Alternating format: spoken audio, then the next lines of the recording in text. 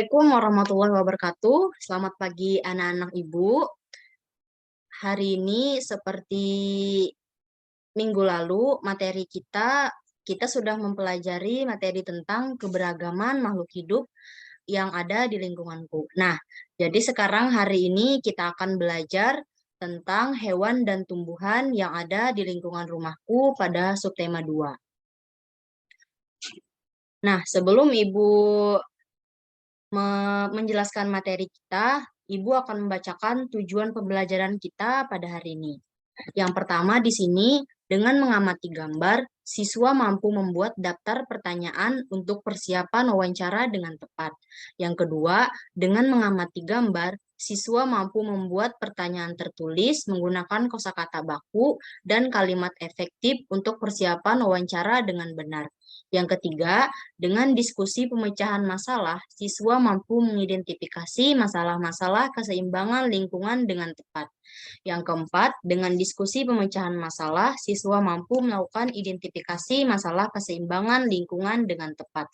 Dan yang terakhir, dengan mengamati gambar, siswa mampu mengidentifikasi karakteristik pemanfaatan sumber daya alam bagi kesejahteraan masyarakat dengan tepat.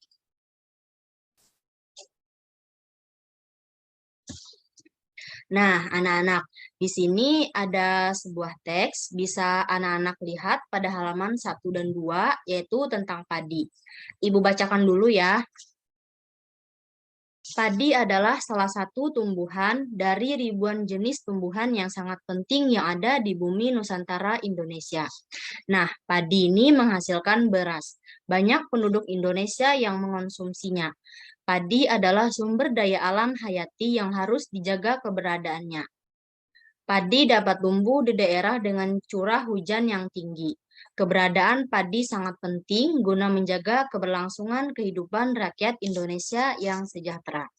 Nah, di sini Ibu akan menjelaskan mengapa padi itu sangat penting bagi masyarakat, karena masyarakat Indonesia menjadikan beras itu sebagai makanan pokok sehari-hari ya anak-anak, dan padi juga yang sudah diolah menjadi beras itu memiliki kandungan karbohidrat yang tinggi. Nah, anak-anak di sini pasti setiap harinya mengonsumsi atau makan nasi, ya kan?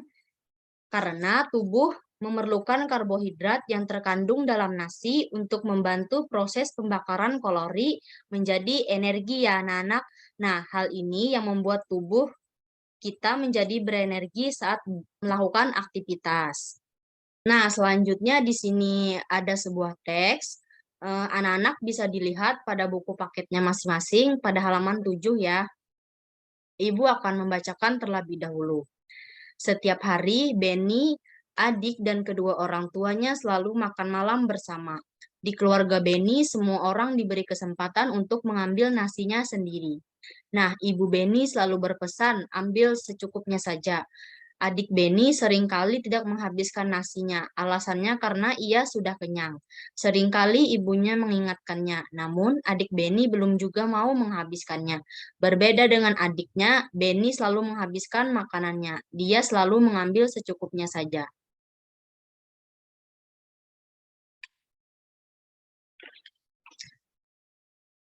Nah, di sini Ibu akan menjelaskan apa yang dilakukan Benny terhadap makanannya yang sudah Ibu bacakan teks yang tadi tuh. Karena kalau kita tidak menghabiskan makanan, itu akan bersifat mubazir. Nah, nasi yang kita makan itu adalah rezeki dari Tuhan kepada kita dan kita harus mensyukurinya ya anak-anak. Nah, coba anak-anak bayangkan, di luar sana masih banyak yang tidak bisa makan. Bahkan mereka juga sampai mencari makan itu di tempat sampah. Nah, jadi Ibu ingatkan ya, kalau makan jangan sampai tidak habis. Kita harus bersyukur dan jangan sampai menyanyiakan makanan ya anak-anak. Nah, di sini anak-anak bisa lihat tahapan proses padi diolah menjadi beras sampai siap dimakan. Di sini pada hari ke-1, petani membajak sawah menggunakan kerbau. Nah, di hari yang ke-21 sampai 30, petani mulai menanam padi. Kemudian di hari ke-100, padi yang sudah ditanam oleh petani tadi, padinya mulai berbiji dan sudah mulai menguning ya anak-anak.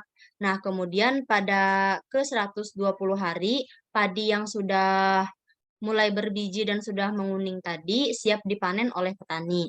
Nah, kemudian pada 122 hari, padi tersebut diambil petani dari sawah, dibawa ke tempat kepenggilingan. Nah, dan pada ke 130 hari, padi yang sudah diambil dari sawah itu dijemur dan digiling.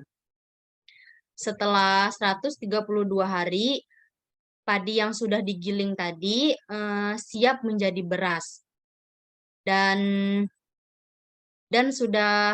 apabila sudah menjadi beras tadi, lalu kita masak dan nasi siap dimakan yang kita setiap hari mengkonsumsi atau memakan nasi ya anak-anak.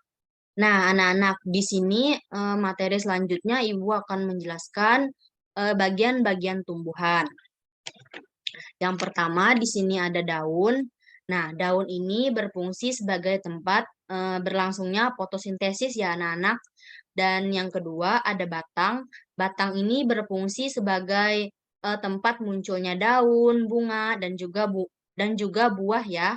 Dan yang ketiga akar. Akar ini berfungsi sebagai bagian yang mengokohkan tumbuhan.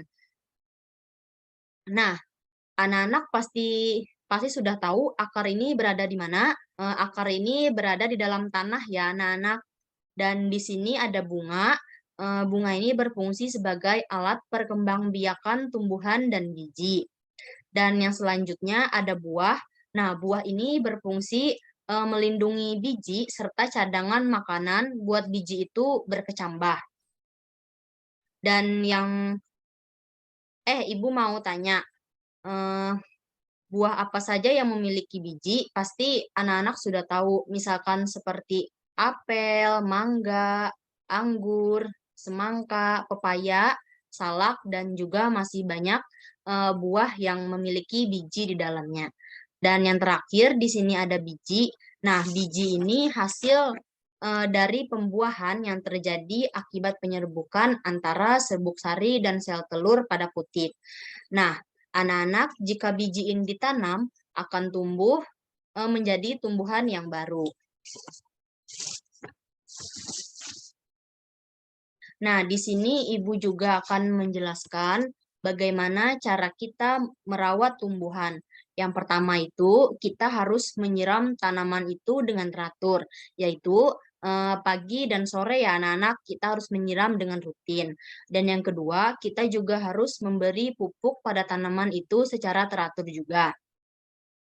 Dan selanjutnya, tanaman itu kita berikan cahaya matahari atau anak-anak bisa menanam tanaman di tempat yang terkena sinar matahari ya. Dan selanjutnya mencabut rumput liar yang ada di sekitar tanaman agar tidak mengganggu tanaman tersebut.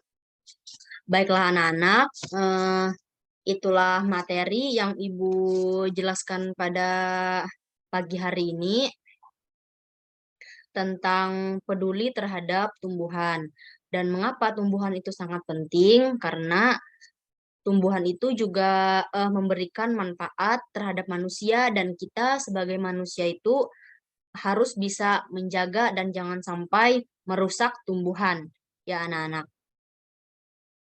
Nah, di sini Ibu akan memberi kalian tugas. Tugasnya itu ada 2. Yang tugas pertama itu kalian kerjakan secara berkelompok ya. 3 orang saja dalam satu kelompok. Ibu bacakan dulu tugasnya, nanti akan Ibu share ke dalam grup WhatsApp kita ya. Yang pertama di sini, jelaskan bagaimana sikap yang baik terhadap tumbuhan. Yang kedua, apa yang terjadi apabila tumbuhan tidak dirawat dengan baik. Nah, anak-anak nanti jelaskan ya. Dan yang ketiga, sebutkan bagian-bagian tumbuhan. Dan yang terakhir, sebutkan apa saja cara menjaga lingkungan agar tetap bersih dan juga lestari. Nah, yang tugas kedua ini tugas individu. Ibu minta masing-masing siswa membawa tanah, pot, dan juga kalian membawa benih biji tumbuhan seperti tomat, kacang hijau, dan atau cabai. Untuk kegiatan kita menanam pada pembelajaran IPS pada pertemuan minggu depan. Baiklah anak-anak, mungkin itu saja materi yang bisa Ibu jelaskan pada pagi hari ini.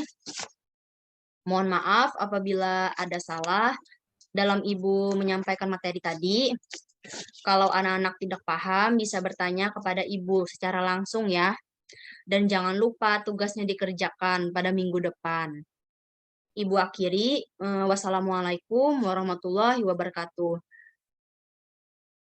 Jangan lupa jaga kesehatan ya anak-anak. Sampai bertemu minggu depan.